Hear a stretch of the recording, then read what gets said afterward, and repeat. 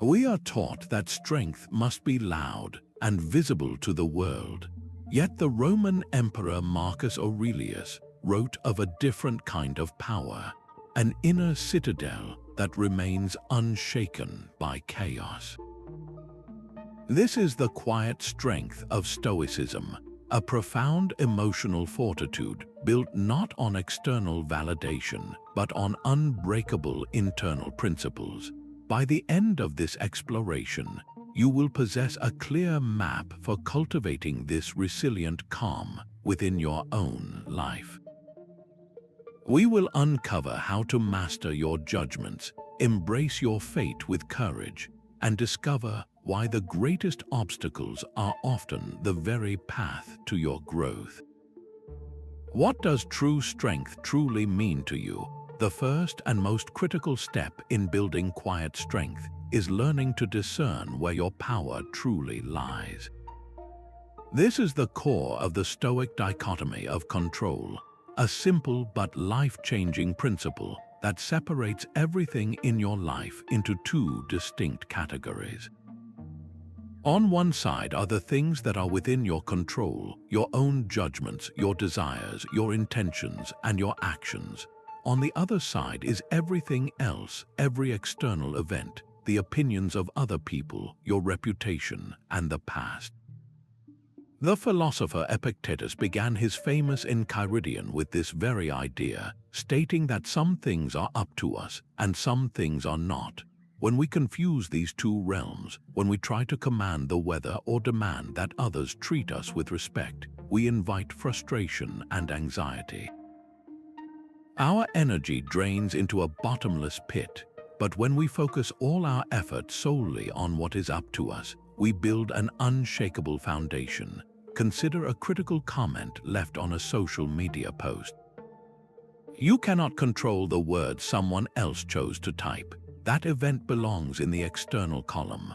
What is entirely within your control is your judgment of that comment, your decision not to be offended, and your choice to respond with grace or to simply scroll past. Or picture your flight being cancelled, stranding you in an airport. The cancellation itself is not up to you, but your reaction, your patience in dealing with the staff, your resourcefulness in finding a new solution, that is your domain. This practice is not about passivity. It is about directing your power with precision. Think of one recent situation where you felt upset or anxious. How much of your energy was spent trying to control something that was ultimately outside your command? Now consider how you might have redirected that energy inward toward managing your own response. This shift in focus is where true emotional fortitude begins. What if your greatest source of emotional turmoil wasn't the event itself, but the story you instantly tell yourself about it? The ancient Stoics identified a profound mechanism operating in the space between an event and your reaction to it. They called this the Discipline of Assent. It is the crucial practice of pausing before you automatically agree with the initial, often alarming, interpretation your mind presents. An impression is not a command. It is merely a suggestion, a first draft of reality written by a biased author. Your true power lies in your ability to question that draft before you sign your name to it. Marcus Aurelius constantly reminded himself of this in his private writings. He wrote, "You have power over your mind, not outside events. Realize this, and you will find strength." He was not dismissing events as unimportant. Instead, he was emphasizing that our judgments about those events are the ultimate source of our suffering or our peace. This is how you build that essential gap between a stimulus and your response. In that small, silent space, your emotional fortitude is forged. Think about receiving unexpected, critical feedback from your manager. The first impression that flashes through your mind might scream, "I am a failure. They think I am incompetent. My job is at risk." This impression arrives with the force of a fact. The practice of assent is to catch that thought, to hold it in your hands without immediately believing it, You examine it. Is it entirely true? Is there another, more generous or accurate interpretation? Perhaps the feedback is targeted at one specific project, not your entire worth. Maybe your manager is having a difficult day and the delivery was harsher than intended. By withholding your immediate agreement, you prevent a single comment from spiraling into a day of anxiety and self-doubt. You choose a different judgment. You might decide this is an opportunity to improve a specific skill. This feedback is difficult to hear, but it does not define me. In that conscious choice, you reclaim your emotional state from the external world. Can you recall a recent time when you catastrophized a situation? Perhaps a friend was late to meet you, and your mind instantly decided they were disrespecting you, leading to simmering anger before they even arrived. What if, in that moment, you had paused and withheld your assent from that initial story? What if you had chosen a judgment like, traffic is often unpredictable, or they are usually reliable, there must be a good reason? Your entire emotional experience, the quality of your evening, would have been entirely different. This is the quiet, inner art that builds a citadel around your peace. Quiet strength requires taming the endless wanting that modern life encourages and redirecting it toward what truly matters. Our culture often equates desire with ambition, pushing us to crave more money, a higher status, or a perfect life. But the Stoics saw this relentless pursuit as the very engine of our anxiety. They proposed a radical shift through the discipline of desire, which is not about crushing your wants, but about refining them. It is the practice of wanting only what is good, what is virtuous, and what is firmly within your own power to achieve. This realignment cuts a primary source of distress at its root. The Roman philosopher Seneca captured this with piercing clarity in his letters. He wrote that a wise person is not upset by the loss of anything that can be taken away, because their happiness is built on things that fortune cannot touch. To desire what fortune controls is to hand over your emotional peace as a hostage to a fickle master. You may want that promotion, the admiration of your peers, or a life free of hardship. But each of these is an external, a prize that can be granted or snatched away by forces beyond your command. When you tie your happiness to securing them, you build your house on a foundation of sand. The true goal is to transfer the intensity of your desire from these uncertain outcomes to the one thing that is always yours to govern, your own character and actions.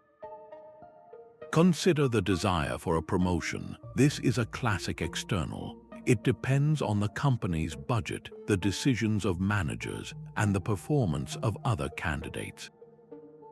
To desperately want this specific outcome is to invite frustration, envy, and a sense of injustice if it does not come to pass. Now, reframe that desire. What if, instead of wanting the promotion itself, you desired to perform your current job with absolute excellence and integrity? You could want to be the most diligent, the most supportive teammate, the most creative problem solver. This new desire is for a virtuous action. It is entirely within your control. You can fulfill it every single day, regardless of what a committee ultimately decides. This shift does not make you less ambitious. It makes you unshakable. Your satisfaction comes from knowing you acted with wisdom and justice, not from a title on a door. Your worth is no longer tied to an external validation that may never arrive. Take a moment and bring to mind one common desire you hold, something that depends heavily on outside factors. Perhaps it is the desire for everyone to like you, or for a particular project to succeed exactly as you envision it. Now, gently reframe it. Can you transform that want into a desire for a virtuous action? Instead of wanting to be liked, could you desire to act with kindness and fairness toward everyone you meet? Instead of craving a specific project outcome, could you desire to put forth your most focused and dedicated effort. This is how you build a quiet strength that no setback can dismantle, because your deepest wants are already being met by your own choices. Paradoxically, one of the most powerful ways to build emotional fortitude is to regularly contemplate losing what you hold dear. The Stoics called this Premeditatio Malorum, the premeditation of evils. This is not a descent into gloom or a pessimistic obsession with what could go wrong. It is a deliberate and practical exercise in mental preparedness, designed to inoculate your mind against the shock of adversity. By mentally rehearsing potential losses or challenges, you strip them of their power to destabilize you when they actually occur. You are not wishing for misfortune, you are vaccinating yourself against the fear of it. Seneca was a master of this practice. In his letters, he repeatedly advised his friend Lucilius to live as if the very moment he was enjoying could be his last. He wrote that we should remind ourselves that the things and people we love are only on loan to us, not given permanently. He was not promoting a life of anxious worry, but one of profound appreciation and readiness.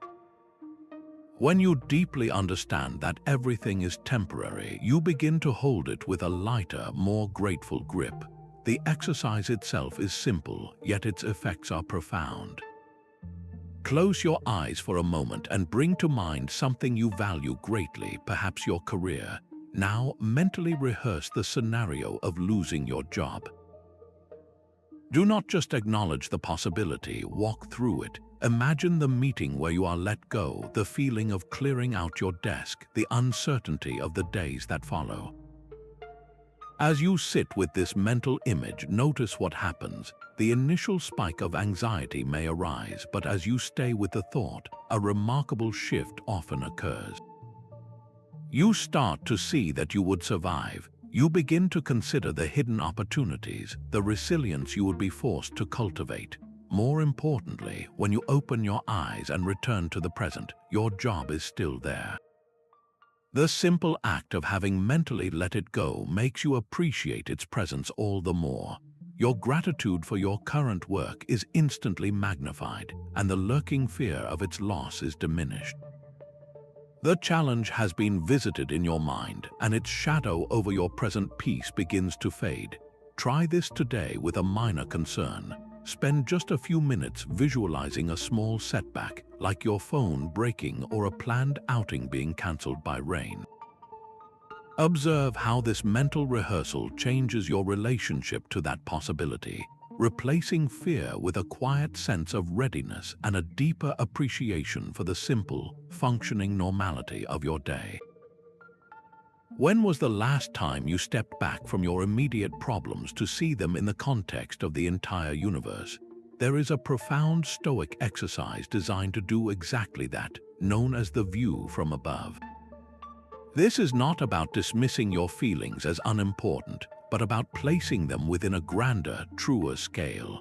It is the practice of mentally rising above your current situation, looking down upon the earth from a cosmic vantage point, and observing your life as just one small part of an immense, interconnected whole.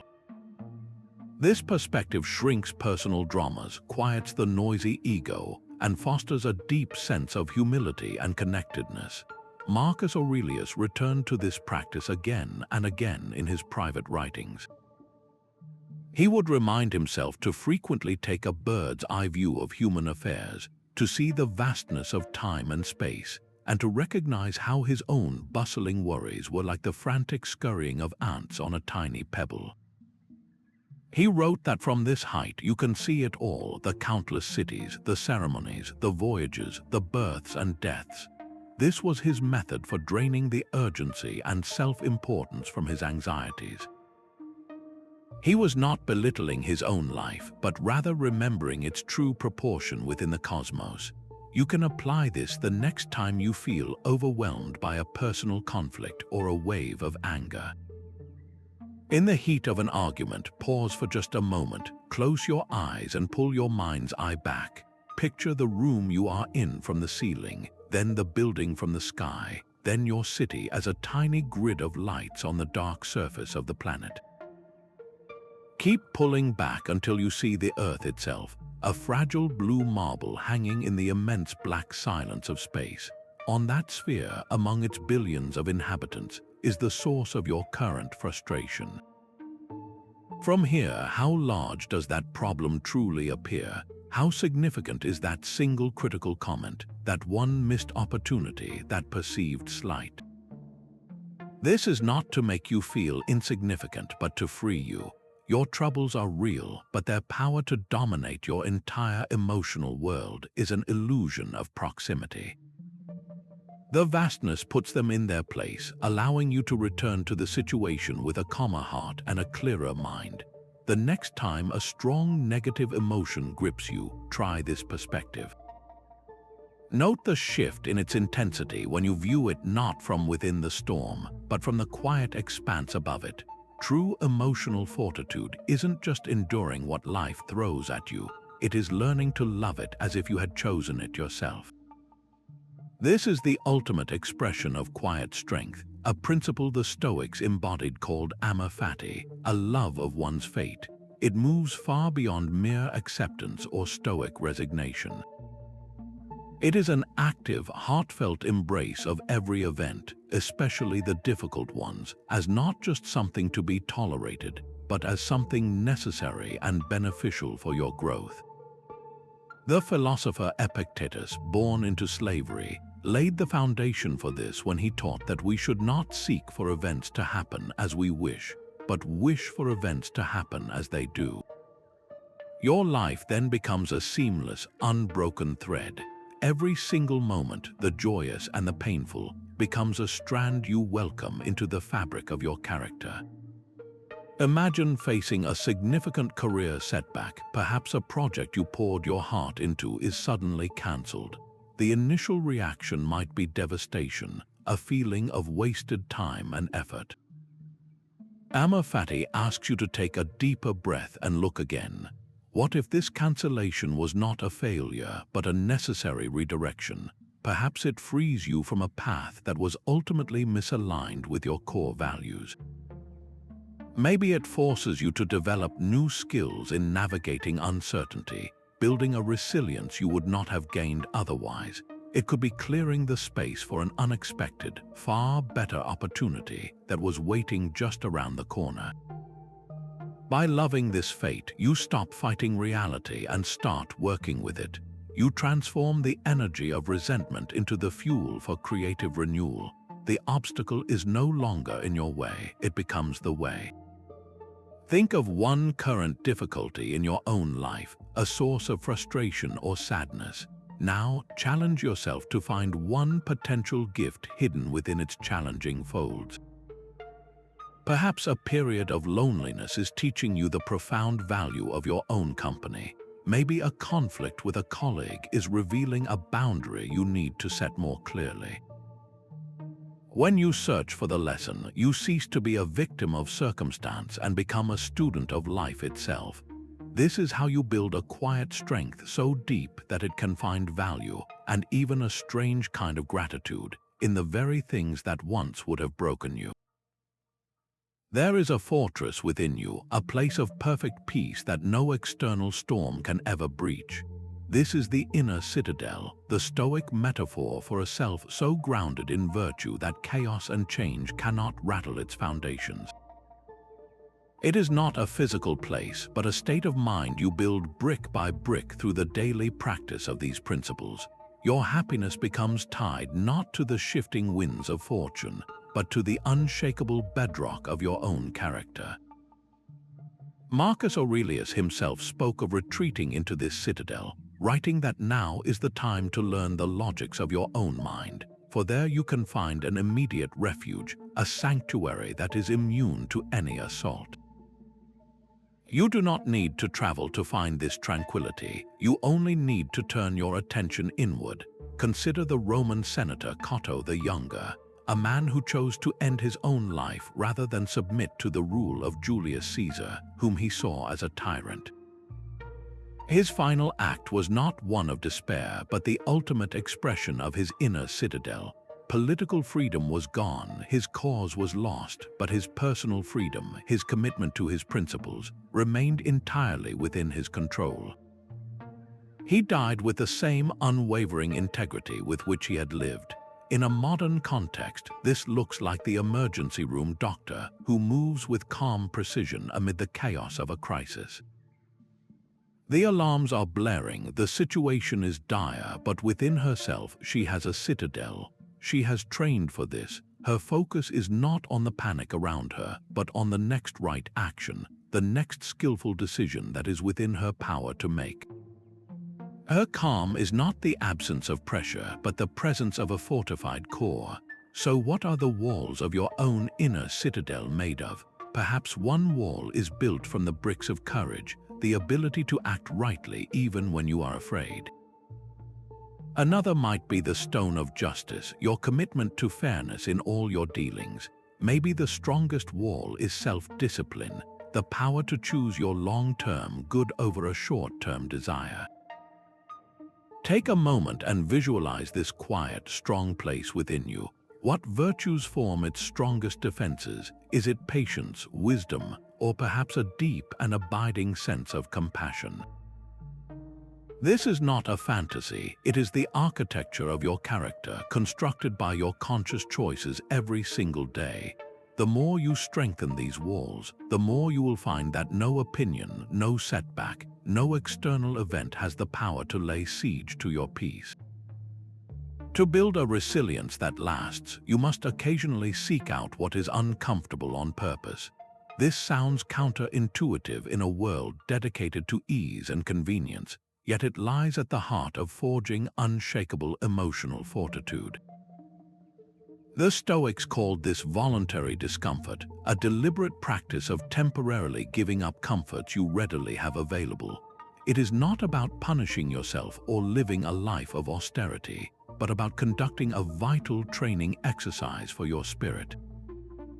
By willingly stepping into minor hardship, you prove to your deepest self that you are capable of enduring far more than your fears suggest. You build a reservoir of confidence that no external condition can easily drain. The Stoic teacher Musonius Rufus was a powerful advocate for this. He argued that practicing poverty is the only way to become truly rich in spirit.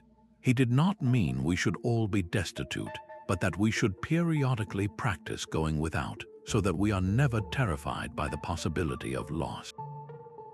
Similarly, Seneca wrote in his letters about setting aside certain days each month to put on poor clothing, eat simple food, and sleep on a harder bed.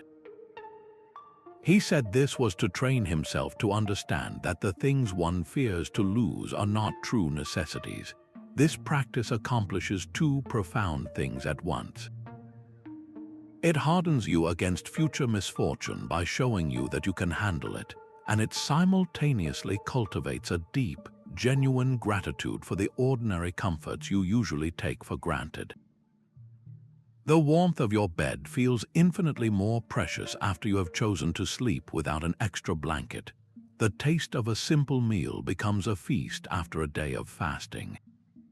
You are not building a tolerance for discomfort, you are building an immunity to the fear of it. Start with something small and entirely manageable. Tomorrow morning, turn the shower knob to cold for the final 30 seconds. As the water hits you, your initial instinct will be to flee. Your mind will scream that this is unbearable, but instead of escaping, stand there, breathe through it. Observe the frantic thoughts and the physical sensation without being ruled by them. In that short half-minute, you are not just getting clean, you are conducting a masterclass in self-command. You are demonstrating in a concrete way that you have power over your automatic reactions, or choose to walk to the store instead of driving for a small errand.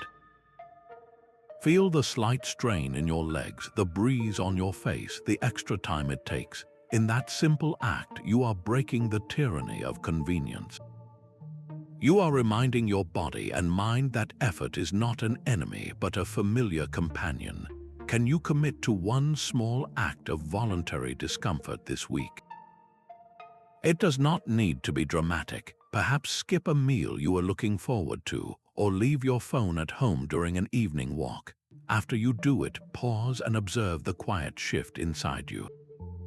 Notice the subtle sense of pride, the diminished anxiety about minor inconveniences, the newfound appreciation for the ease you normally enjoy. This is how you forge a spirit that remains calm not only when life is easy, but especially when it is not. How much of your mental energy is spent reliving the past or worrying about the future, missing the only moment you can actually control? This constant mental time travel is the very thief of our peace, and the ancient Stoics had a powerful practice to counter it, a form of vigilant attention they called prosauch.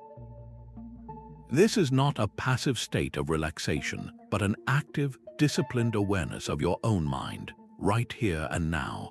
It is the foundational skill that makes all the other Stoic practices possible, because you cannot question a judgment you are not aware of making, nor can you redirect a desire you do not notice you are feeling. The Stoic teacher Epictetus put it with his characteristic directness, saying that the chief task in life is simply this: to watch over your own impressions and be on guard against them, for they arrive without your consent. He was pointing to that critical gap between an external event and your internal reaction, the space where your freedom resides. Modern mindfulness teaches us to observe our thoughts without judgment, and Stoic prosauch takes this a vital step further. It asks you to not only observe your thoughts, but to actively evaluate them against the standard of reason and virtue. Are these judgments true? Are these desires aligned with what is good? Are my actions in this moment just and courageous? This is mindfulness with a purpose, aimed not just at calm, but at wise and right action. To cultivate this, try a simple but transformative practice. Set a few random reminders on your phone throughout your day. When the alert chimes, let it be a signal to pause completely. In that pause, ask yourself one focused question. What is within my control in this very moment? The answer will almost always be the same: your current judgment, your intention, and your next action.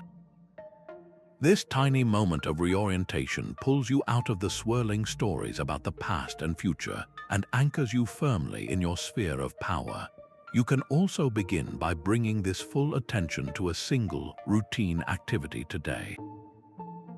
The next time you drink a cup of tea or coffee, do not just consume it while scrolling through your phone. Instead, give the act your complete focus. Feel the warmth of the mug in your hands. Notice the aroma rising to meet you. Taste the complexity of the flavor with each sip. When your mind inevitably wanders to a worry or a memory, gently guide it back to the sensory reality of the drink. In this simple exercise, you are not just drinking tea, you are training your mind to inhabit the present. You will likely notice a subtle but real increase in calm, a quieting of the mental noise, because for those few minutes, you have stepped off the treadmill of time and into the only reality that exists. This present moment awareness is the fertile ground where the seeds of quiet strength finally take root and grow. The quiet strength we build is meaningless if it is hoarded. Its true purpose is to be a rock for others in their storms. Stoicism was never a philosophy of solitary retreat from the world. The ancient Stoics argued that we are fundamentally social beings, born for cooperation and community. The emotional fortitude you cultivate within your inner citadel is not a private treasure to be locked away. It is a resource that allows you to show up more fully, more patiently, and more justly for everyone around you. Your calm becomes a sanctuary not just for you, but for those you interact with. Marcus Aurelius, who carried the immense burden of ruling an empire, constantly reminded himself of this duty. In his private meditations, he wrote that what brings no benefit to the hive brings no benefit to the bee. He saw himself as part of a larger human organism, and his personal tranquility was essential for him to perform his role with wisdom and fairness for the good of all. He understood that his inner stability was a public service. Consider a leader facing a team crisis. Perhaps a critical project deadline is suddenly moved up, creating a wave of panic and confusion. A leader without emotional fortitude might mirror that panic, snapping at team members, making rushed decisions, and spreading anxiety. But a leader who has practiced Stoic principles reacts differently. They feel the same initial pressure, but their training creates a gap. They pause. They remember what is within their control, which is not the deadline itself, but their response to it. They choose a judgment of calm determination. This leader then addresses the team not with frantic energy, but with a steady, clear-eyed focus. They listen patiently to concerns, assign tasks with fairness, and project a confidence that is grounded not in a guarantee of success, but in the unwavering commitment to do their best with the situation at hand. Their quiet strength does not solve the external problem magically, but it creates an atmosphere where solutions can be found. It inspires confidence and stability in others, turning a potential meltdown into a moment of collective resolve. This same principle applies to every one of your social roles, whether you are a parent, a friend, a colleague, or a neighbor. Your resilience allows you to be the patient listener when a friend is in distress, instead of being overwhelmed by their emotions. It enables you to offer fair and thoughtful feedback rather than reacting with irritation. It gives you the capacity to act with compassion even when you are tired or stressed yourself. Can you identify one relationship in your life this week where you could consciously apply more Stoic patience and understanding? Perhaps with a family member who often tests your limits, or a co-worker whose communication style frustrates you. In your next interaction with them, make a deliberate choice. When the familiar trigger arises, pause and withhold your assent from the judgment of annoyance. See if you can meet their behavior not with a reactive emotion, but with a calm, reasoned response aimed at the common good. In doing so, you are not just managing your own feelings, you are actively contributing a small piece of stability and grace to the wider human hive. What would it look like to face your greatest challenges with the unshakable wisdom and calm of a Stoic sage? This figure represents the ultimate ideal in Stoicism, a person who lives in perfect harmony with nature and reason, whose judgments are always sound and whose actions are always virtuous. While the Stoics themselves admitted that such a person is exceedingly rare, perhaps even mythical, the value of the sage is not in its attainability, but in its direction. It serves as a guiding star in the night sky, a fixed point by which we can navigate our own journey. We are not expected to become the star, but by keeping our eyes on it, we ensure we are always moving forward on the right path. The sage embodies the full integration of every principle we have explored, from mastering judgments to loving fate. Think of historical figures the Stoics admired, like Socrates, who calmly accepted his death sentence, choosing to abide by the laws of his city rather than flee into exile. Or Cato, who stood so firmly for his republican principles that he became a living symbol of integrity. The Stoics did not see these men as flawless gods, but as powerful examples of human potential, embodying the ideals they taught in their own flesh and blood. You can bring this ideal down to earth in your own life with a single, powerful question. The next time you are caught in a moral dilemma or feel the hot surge of an emotional trigger, pause and ask yourself, what would the sage do in this situation? This is not about pretending to be someone you are not. It is about accessing the most reasoned, courageous, and just version of yourself. It creates a moment of space between your impulse and your action, allowing you to choose a response aligned with your highest values. Imagine you are in a tense meeting where a colleague unfairly takes credit for your work.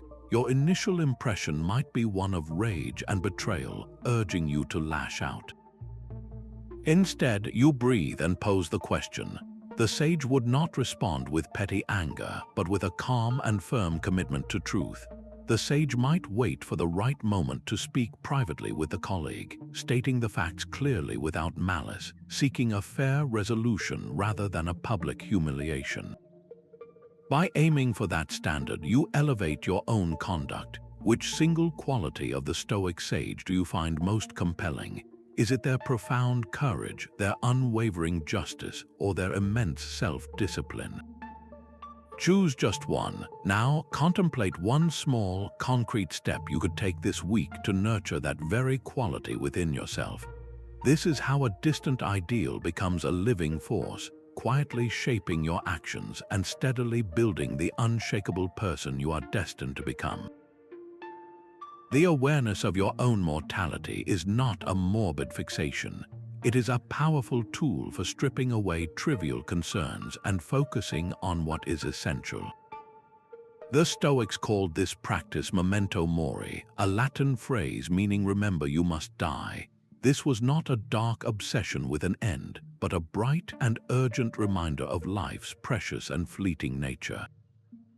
It is the ultimate perspective shifter, cutting through the noise of daily irritations and reminding you of the limited, irreplaceable time you have been given.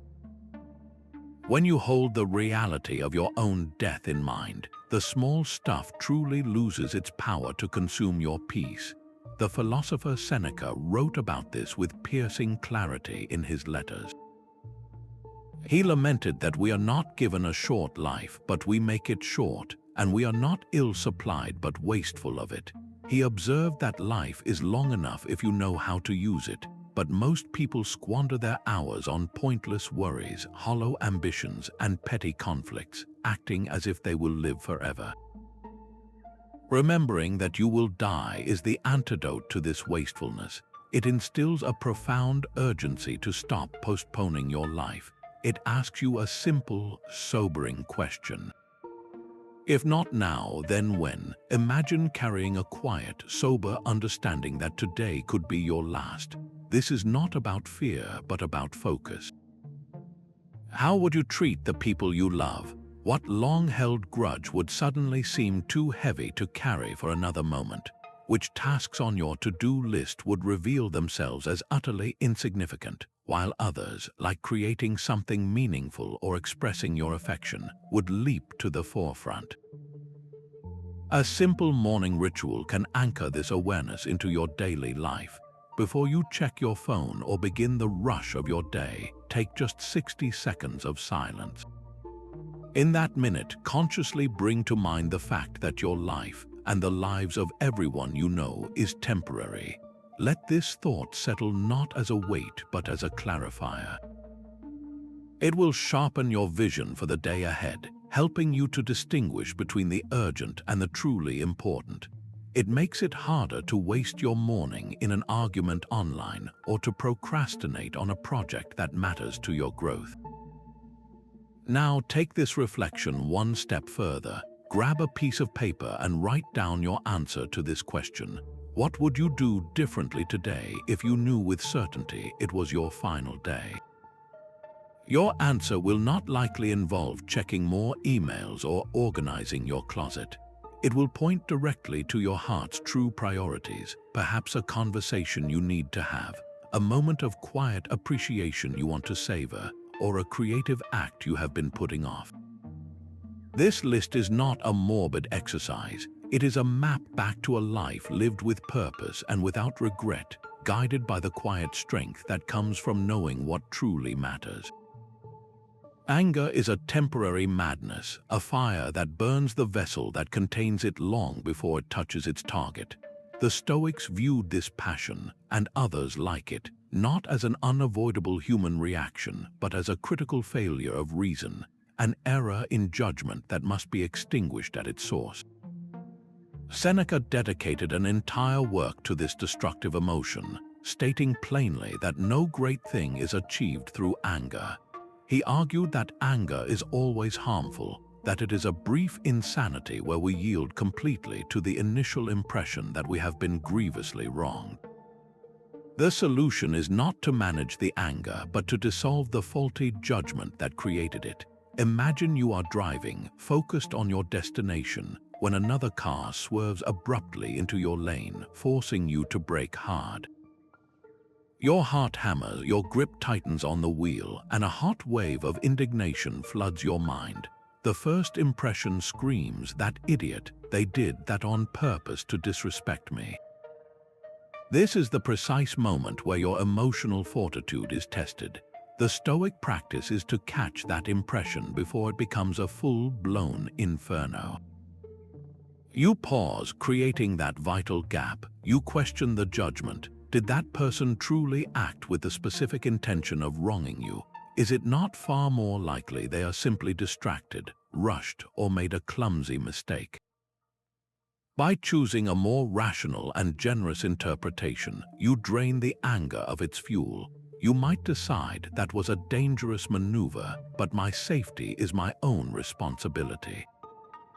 I will create more space and continue my journey with calm focus. The event remains the same, but your judgment transforms it from a personal affront into a simple traffic occurrence. Your peace remains intact because you refuse to set your own mind on fire. Think back to the last time you felt a surge of intense anger. Look past the heat of the emotion and ask yourself, what underlying judgment was violated? What specific expectation did you have of how that person should have acted, or how that situation should have unfolded? Were you expecting perfect courtesy from a stranger, flawless competence from a colleague, or absolute fairness from a chaotic world? That frustrated expectation is the dry tinder. The next time you feel that heat rising, challenge that initial story. Ask if it is truly the only explanation, or even the most likely one. In that quiet space of reason, you will find the power to disarm the passion before it ever takes hold. The day is done. Before you sleep, the most important work remains, our honest conversation with yourself. This quiet ritual is the Stoic practice of the evening review, a deliberate and gentle audit of your own soul. It is not a time for harsh self-criticism or for listing your failures, but for a clear-eyed, objective look at where you stood with your principles and where you stumbled.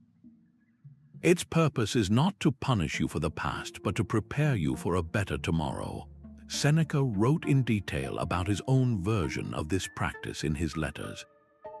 He described how he would interrogate himself each night, asking his own soul, what bad habit have you cured today? What fault have you resisted? In what way are you better? He believed that sleep that follows this self-examination is particularly calm and deep. To do this, you need only a few minutes of stillness and the courage to be truthful with yourself. A simple and powerful framework is to ask just 3 questions. First, what did I do well today? Acknowledge the moment you acted with courage, patience, or integrity, no matter how small. Perhaps you held your tongue in a provocation, or you offered help without being asked. Celebrating these small victories reinforces the person you are becoming. The second question requires more honesty. Where did I act against my principles? Did I lose my temper over a trivial delay? Did I prioritize comfort over a necessary duty? Identify the specific moment your judgment failed and your actions drifted from virtue. Do this without drama, simply noting the misstep as a scientist would note an interesting result. The final question is the most forward-looking. How can I do better tomorrow? This transforms a perceived failure into a practical plan. If you were impatient today, your plan for tomorrow might be to take 3 deep breaths before responding to any request. If you avoided a difficult task, your plan could be to tackle it first thing in the morning. This closes the review not with regret, but with resolve. Commit to trying this evening review for just 3 nights. You do not need a special journal, just a quiet mind and a willingness to look inward. After the 3rd night, pause and observe any subtle shifts. Do you feel a greater sense of ownership over your actions? Is there a new clarity about what truly matters to you? This daily reckoning is how you sand away the rough edges of your character, night after quiet night, steadily polishing the quiet strength within. Stoics are not indifferent to life itself. They are indifferent to letting life's circumstances dictate their happiness. This is the profound and often misunderstood heart of the Stoic concept of indifference. The ancient teachers drew a clear, bright line through the entire world of human experience. On one side of that line stands the only true good, your own virtuous character. On the other side lies everything else, every single thing that is not your own choice and action. These externals, from your physical health to your financial status, were labeled indifference, not because they do not matter, but because they do not have the power to make you a good or bad person. Your character is the only thing that can do that. Epictetus laid this out with unflinching clarity for his students. He taught that materials are indifferent, but the use we make of them is not indifferent. He explained that while your body, your possessions, and your reputation are not within your full control, how you choose to use them, how you care for them, and what importance you assign to them, that is the very substance of your moral life. This is where the crucial distinction between preferred and dispreferred indifference comes into play. It is perfectly natural and even wise to prefer health over sickness, wealth over poverty, and a good reputation over disgrace. These are the preferred indifference. We are encouraged by Stoicism to act in ways that are likely to secure them, to live prudently and take care of our well-being. The dispreferred indifference are their opposites, the things we naturally try to avoid. The Stoic is not a masochist seeking out pain. The radical shift happens in our attachment to these outcomes. We are to pursue the preferred indifference with excellence and integrity, but we must never be attached to them as the source of our worth or happiness. Your self-worth must remain anchored in the quality of your efforts, not in the trophy you may or may not receive. Imagine you are pursuing a significant career goal, perhaps a leadership position. This role is a classic preferred indifferent. It comes with greater influence, respect, and financial reward. All things it is reasonable to prefer. You can and should pursue this goal with all your skill and dedication. You work diligently, you collaborate effectively, you act with integrity throughout the process. This is you exercising virtue. Now the outcome arrives. If you get the promotion, you receive it with gratitude, but you understand that the title itself did not make you virtuous. Your virtue was already present in your dedicated effort. If you do not get the promotion, you experience the natural disappointment, but your core self remains unshaken. You do not descend into self-loathing or bitterness because your worth was never on the line. The judgment, I am a failure, is replaced with the more rational, I did my best with virtue and the outcome was not within my control. My value is intact. This is the quiet strength of navigating life's offerings without being enslaved by them. Take a moment and bring to mind 3 preferred indifference in your own life. It could be a specific relationship you cherish, a particular standard of living, or a project you deeply want to succeed. Write them down. Now, with gentle honesty, reflect on this question. How much of your emotional state this week has been dependent on the stability or success of these very things? When they were secure, did you feel confident and happy? When they felt threatened, did you feel anxious or angry? This reflection is not meant to induce guilt, but to illuminate the chains of attachment. Recognizing these chains is the first and most vital step toward the profound freedom of knowing that your peace was, and always will be, an inside job. Often, the strongest response is not a clever retort, but a thoughtful silence. In a world that prizes constant expression, the Stoic practice of restraint in speech becomes a radical act of self-possession. This is not about suppressing your voice, but about refining its power. Speaking less creates a spacious quiet within you, a room for listening, for reflection. and for ensuring that when your words do come, they are measured, true, and genuinely beneficial. You conserve immense mental and emotional energy that is otherwise spent on idle chatter, complaints, or defending positions that require no defense. The Stoic teacher Epictetus laid down a simple but profound rule for his students.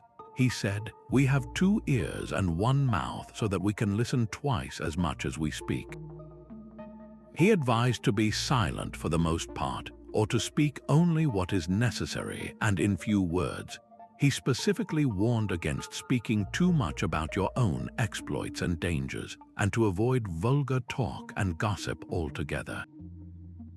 This discipline is about aligning your speech with virtue, ensuring your words contribute to the common good rather than feeding your own ego or stirring unnecessary conflict. Consider the impulse to share a piece of juicy gossip you just heard.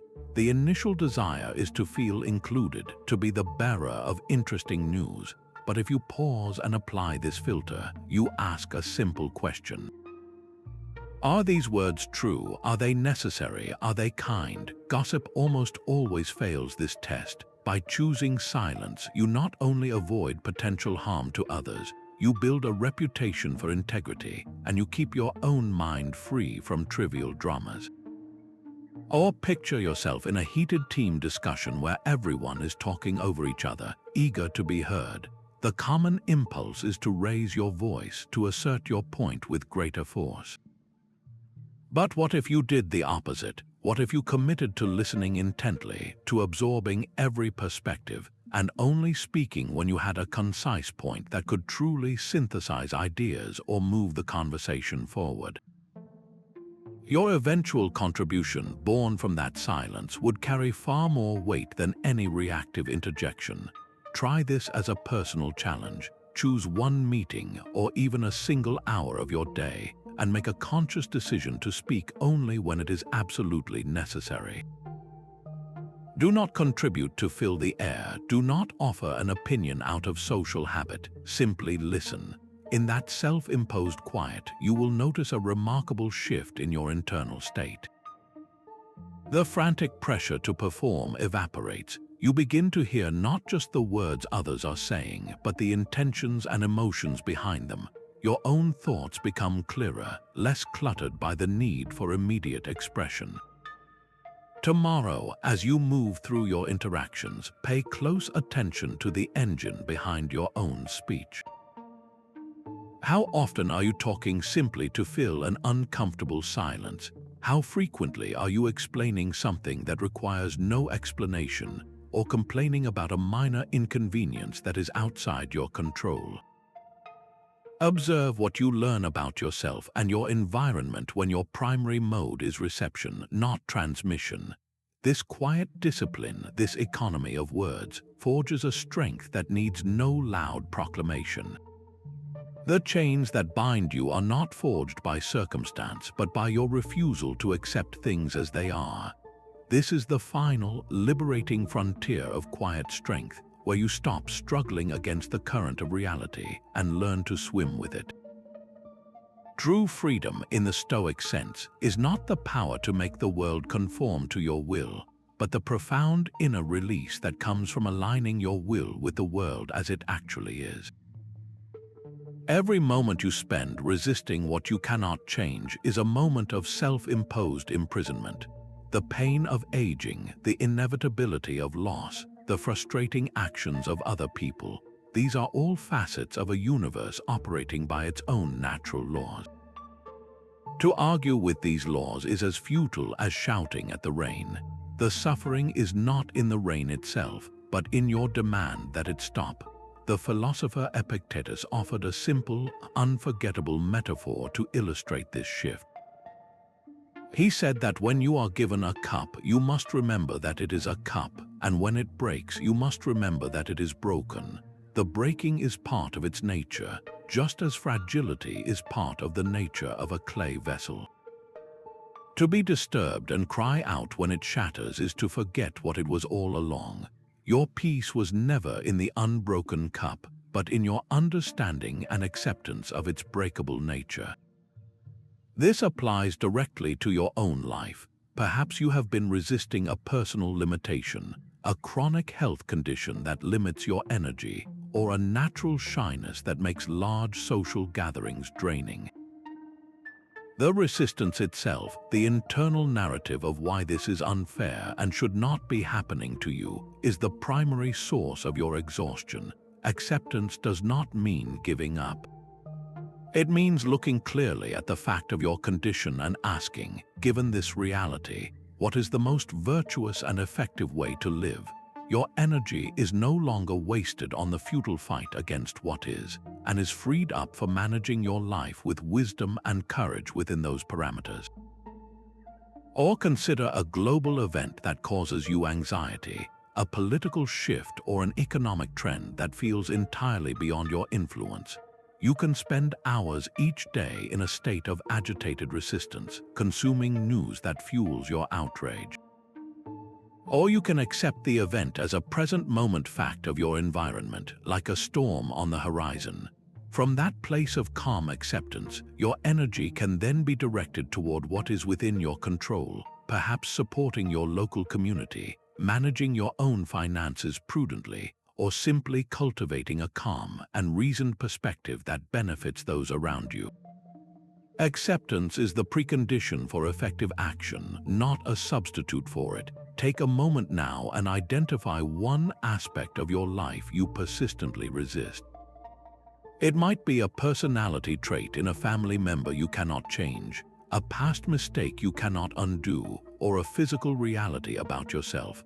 Write down one single sentence of unconditional acceptance regarding it. A simple, quiet statement like, "I accept that this person may never understand me," or "I accept that my body is aging and requires more care." Feel the subtle release of tension that follows, the loosening of an invisible chain. In that space, your true power begins. You are not an isolated island, but a vital piece of a vast, living universe. Your strength is part of a greater whole. This profound sense of connection was central to the Stoic worldview, a principle they called sympatheia. It is the understanding that everything in the cosmos is woven together into a single, rational fabric, each thread dependent on the others. When you grasp this, your quiet strength expands from a personal refuge into a force of active care for the world around you. Feelings of loneliness and alienation begin to dissolve, replaced by the sobering and beautiful realization that you are a citizen of the entire cosmos. Marcus Aurelius constantly returned to this theme in his private thoughts, reminding himself that all things are intertwined with one another. A sacred bond exists between them, and almost nothing is alien to anything else. He saw the universe not as a random collection of objects, but as a single living being with a single substance and a single soul. Your own life, with all its joys and struggles, is one expression of that universal soul. This perspective does not diminish your personal challenges, but it places them in a context so vast that their power to overwhelm you often fades. A setback in your career is not just your private disaster, but a single shift in the intricate dance of human endeavor. A personal loss is a note in the universal symphony of life and death.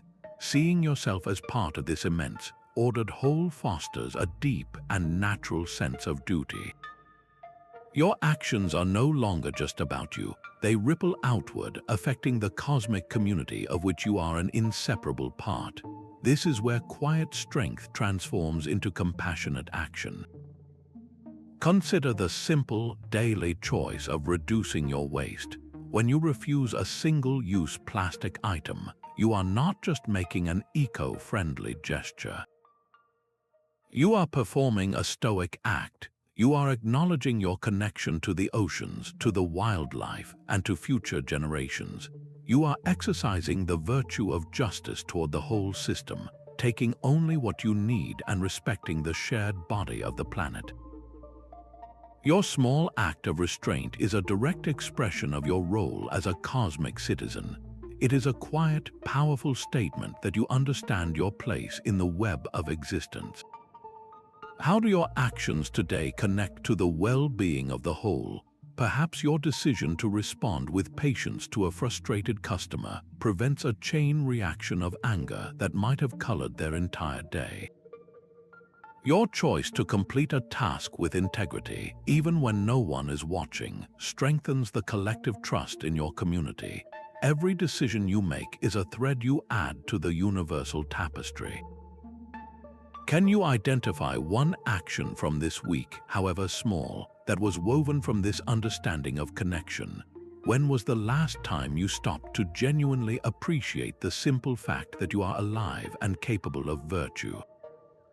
This question points to a daily discipline the Stoics saw as essential, the active practice of gratitude. Far more than a fleeting feeling or a polite thank you, this is a deliberate recalibration of your focus, a powerful tool to dismantle entitlement and build a bedrock of contentment.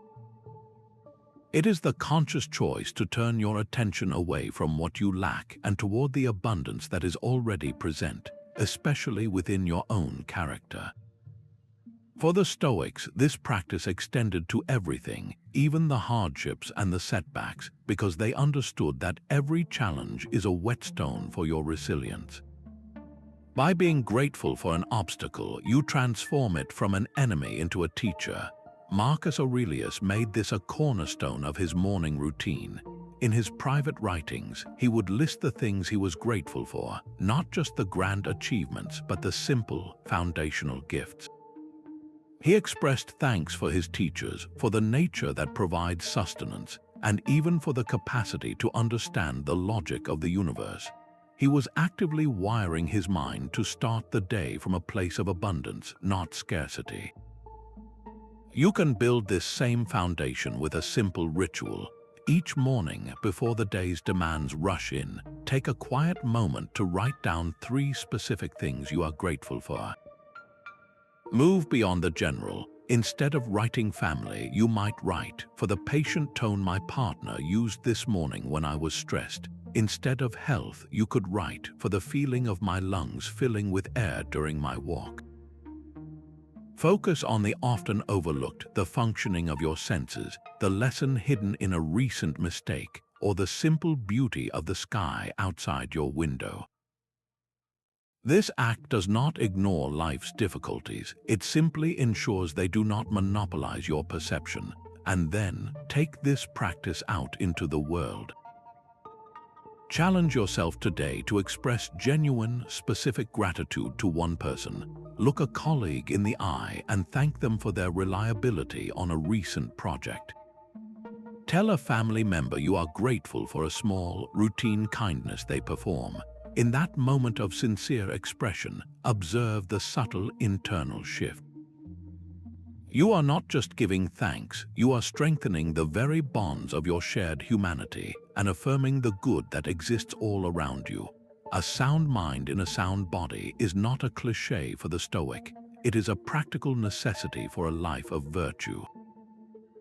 The ancient Stoics understood our physical form as the essential vessel that carries our capacity for reason and moral action, while the body itself is classified as an indifferent, something outside our complete control. How we care for it is a matter of profound duty. Neglecting this vessel through sloth or excess does not just weaken the flesh, it clouds the mind, drains our will, and directly hinders our ability to act with wisdom and courage when it matters most. The Stoic teacher Musonius Rufus argued vigorously for this connection. He taught that physical training is essential for developing the endurance and self-control required of a philosopher. He was not advocating for the pursuit of a perfect physique, but for the cultivation of a body resilient enough to be a reliable instrument for the soul. This is about functional strength, the kind that allows you to maintain composure under physical strain so your mind can remain clear for its true work. Consider the simple act of walking. A daily walk taken with mindful attention is a dual exercise. It strengthens your heart and legs, yes, but it also trains your mind to focus on the present moment, to observe without immediate judgment, and to endure a small, voluntary discomfort. This is Stoic training in motion. Similarly, mindful eating is not about restrictive dieting, but about exercising choice and moderation. It is the practice of choosing nourishment over fleeting pleasure, of listening to the body's true needs rather than its passing cravings. Each time you make such a choice, you are not just feeding your body, you are fortifying your self-discipline. Can you identify one small, consistent physical practice that would serve as a foundation for your mental resilience? Perhaps it is committing to a 10-minute walk each morning before the day begins, or replacing one processed snack with a piece of whole fruit, or simply ensuring you drink enough water to stay alert and clear-headed.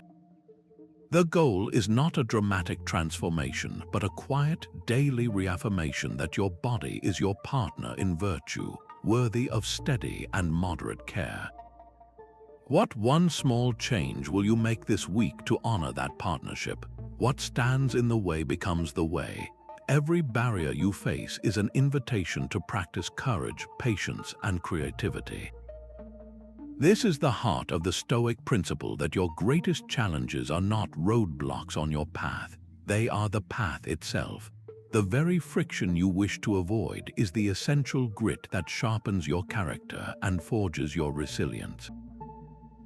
Marcus Aurelius, who led the Roman Empire through plague and war, wrote in his private meditations that the impediment to action advances action. What stands in the way becomes the way. He was not offering a poetic platitude, but stating a practical fact of mental physics. An obstacle is inert, a mere event. It only becomes a barrier through our judgment of it. When we shift that judgment, the obstacle transforms into a training ground.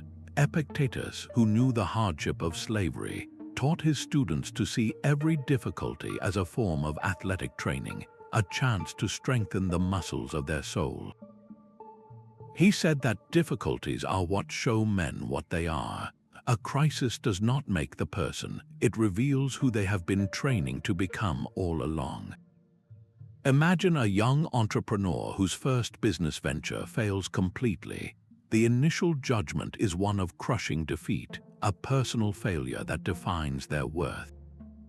This interpretation makes the obstacle a tombstone, burying their confidence and ambition. But now apply the Stoic shift. The failure is reframed as a masterclass in humility.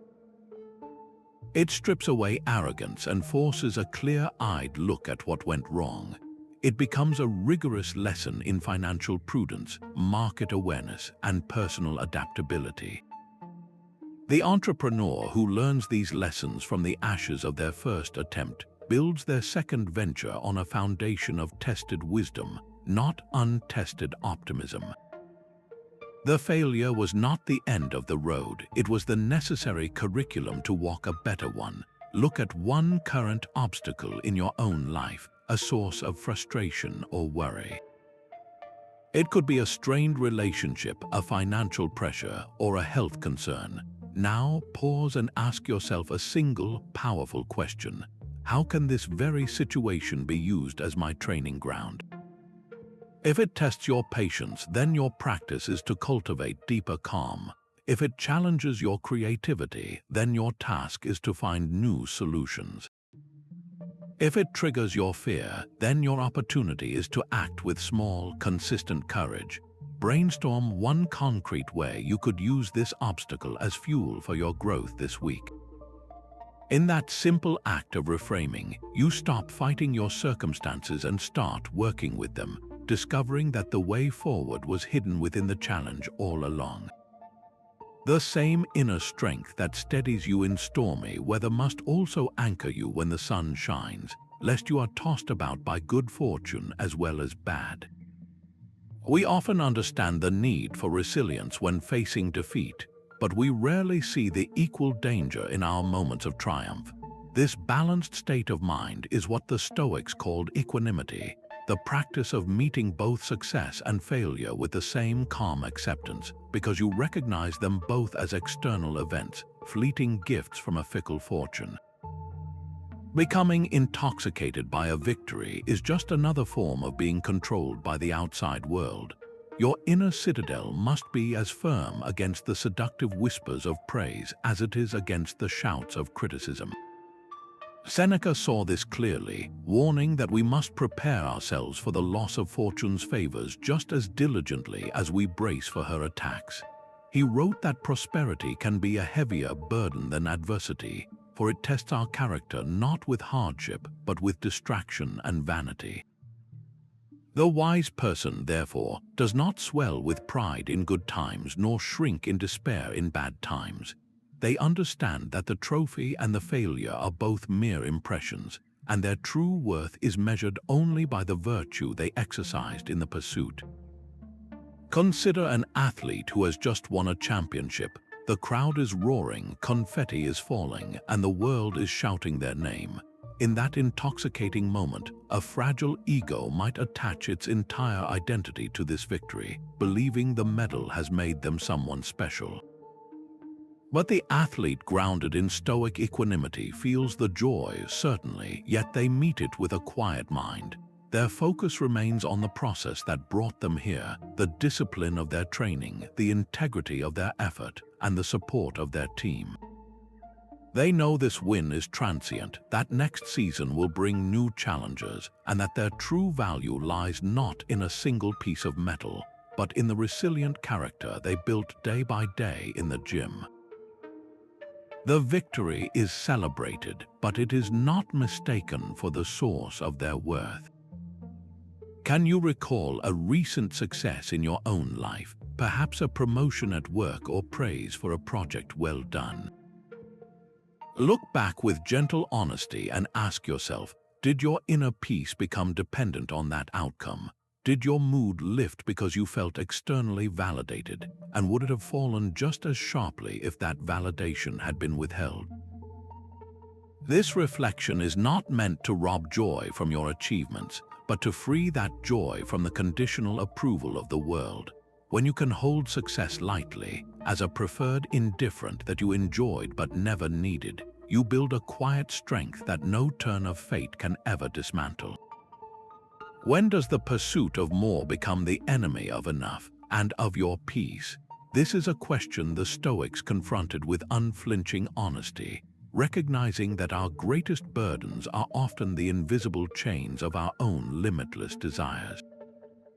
The virtue of knowing what is sufficient is not a call to a life of poverty or deprivation, but a profound declaration of independence from the anxiety that endless wanting inevitably produces. It is the wisdom to discern the line where acquisition stops serving your life and begins to command it. Seneca captured the essence of this with his characteristic sharpness in his letters. He observed that it is not the man who has too little who is poor, but the one who craves more. True wealth, he argued, is found in setting a limit to your fortune, for natural desires are finite, while those born from false opinion have no stopping point. This is the quiet freedom of sufficiency, a state where your peace is no longer held hostage by the next purchase, the next achievement, or the next dose of external validation. Your happiness becomes a settled fact, not a fluctuating variable. Consider a practical audit of your own life. Take a quiet hour to review your expenses from the last month. Go through each item not with a sense of guilt, but with the curiosity of a detective. Your goal is not to judge, but to identify. Which expenditures were driven by a genuine need for function and well-being, and which were propelled by the fleeting thrill of acquisition, the pressure of social comparison, or the hollow attempt to fill an emotional void with an object? You might discover that several subscriptions are draining your account for services you rarely use, or that a significant portion of your spending goes to fast fashion that provides a momentary high but adds little lasting value. The act of conscious simplification that follows is not about sacrifice but about liberation. It is the deliberate act of cutting away the non-essential to make room for what truly matters. Your energy and resources are redirected from maintaining a mountain of possessions toward cultivating rich experiences, deepening relationships, or investing in your own growth. Now turn this lens inward to one key area of your own life. Is it the endless scroll of social media, a pursuit that leaves you feeling more empty than connected?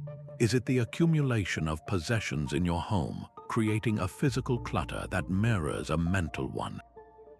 Or is it the relentless drive for more hours at work, mistaking busyness for purpose? Define what enough looks like for you in this single domain. If it is social media, your boundary might be 20 minutes per day, or perhaps deleting the apps from your phone during the weekend. If it is possessions, enough could mean a one-in, one-out rule, where for every new item that enters your home, another must leave. By drawing this clear, personal line, you are not imposing a restriction. You are building a fortress of contentment, declaring to the world and to yourself that your peace is far too valuable to be traded for more. To build true strength is to have the courage to act not on impulse, but in alignment with your highest nature, that of a rational and cooperative being.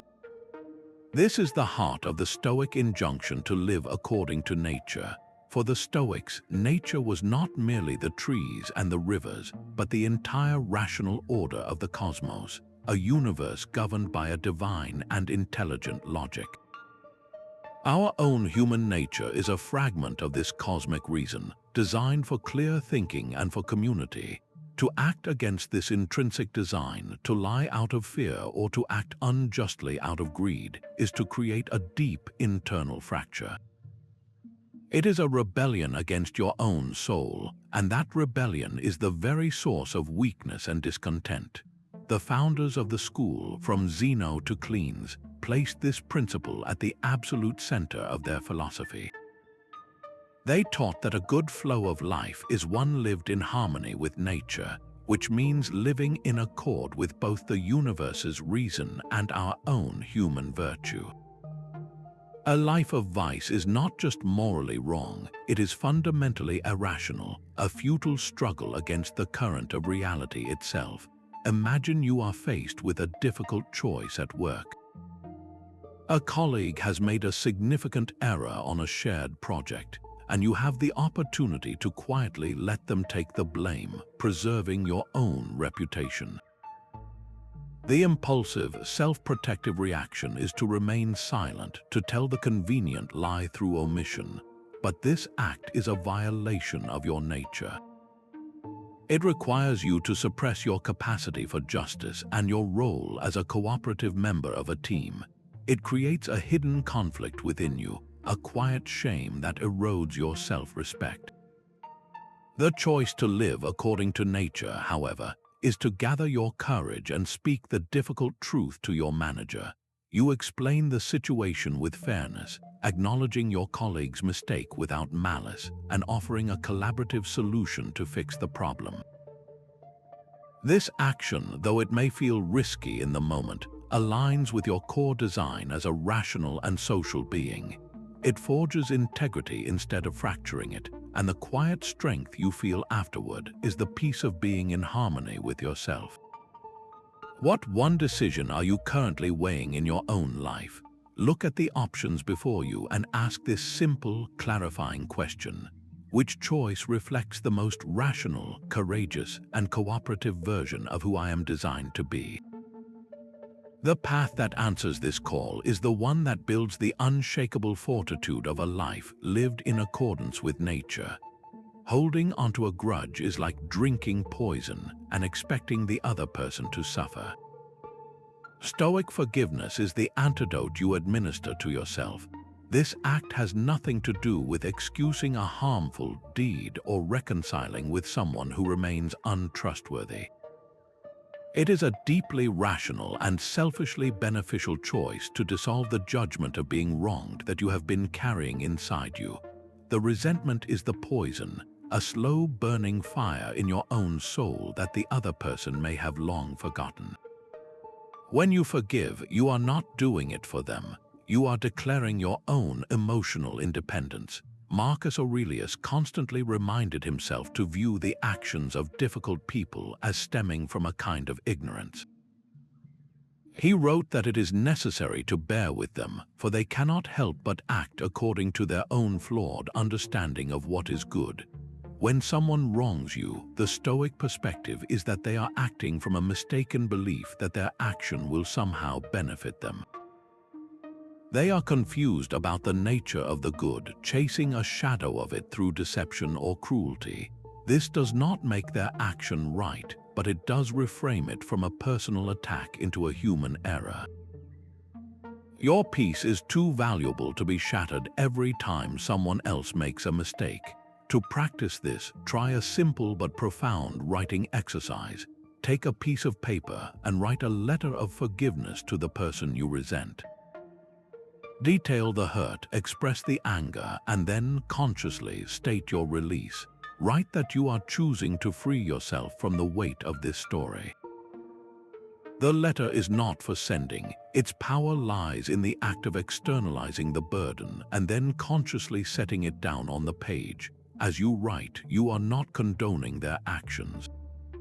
You are changing your judgment about its ongoing power over your inner world. You are recognizing that the past event cannot be changed, but your present interpretation of it is entirely within your command.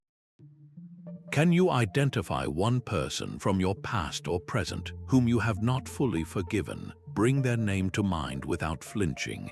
Now, spend just a few minutes in quiet reflection, not on what they did, but on how the residue of that event feels within you today.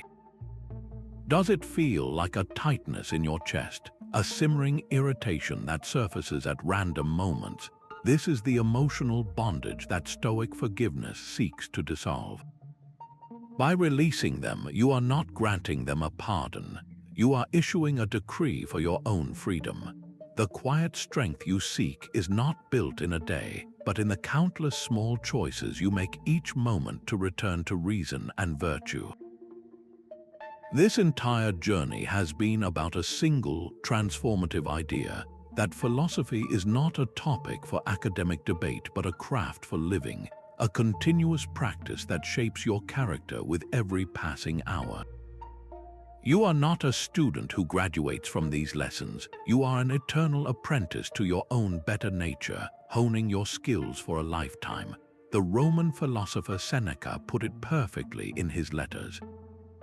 He wrote that we must be careful not to turn philosophy into a mere occupation, instead of using it to heal our lives. The point is not to discourse learnedly about virtue, but to become good and honest men. This is the work that never ends, and that is its greatest beauty. Progress, not perfection, is the only true measure. Think of a master musician. They do not pick up their instrument once, play a flawless symphony, and consider their work finished. Their artistry is forged in the daily, often mundane, repetition of scales and arpeggios. They play the same notes thousands of times, not for the sake of the notes themselves, but for the freedom and beauty those notes will allow them to express when the moment for performance arrives.